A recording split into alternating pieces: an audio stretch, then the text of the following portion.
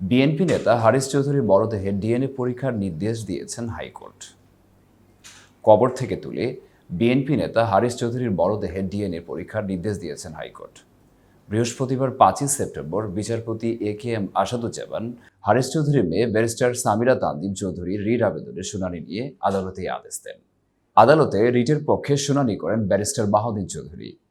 পরে হারিস চৌধুরীর মেয়ে ব্যারিস্টার সামিরা তানজিম চৌধুরী বলেন, বাবা 1/11-র পর দেশেই ছিলেন, পান্থপথের একটি বাসায় থাকতেন। আমি চাই না আমার বাবার মৃত্যু নিয়ে কোনো প্রশ্ন উঠুক। তিনি বলেন, শেখ হাসিনা স্বৈরাচার সরকার আমার বাবাকে নির্মম নির্যাতন করেছে, মিথ্যা মামলায় হেনস্থা করা হয়েছে বারবার। তার মৃত্যু দিয়ে পরিকল্পিতভাবে ধোঁয়াশা সৃষ্টি করা হয়েছে, যা অত্যন্ত বেদনার। তিনি বীর মুক্তিযোদ্ধা, দেশপ্রেমিক, তাকে যথাযথ সম্মান দেওয়া হয়নি। আমরা চাই লাশের ডিএনএ টেস্টের মাধ্যমে ধোঁয়াশা যেন দূর করা হয়।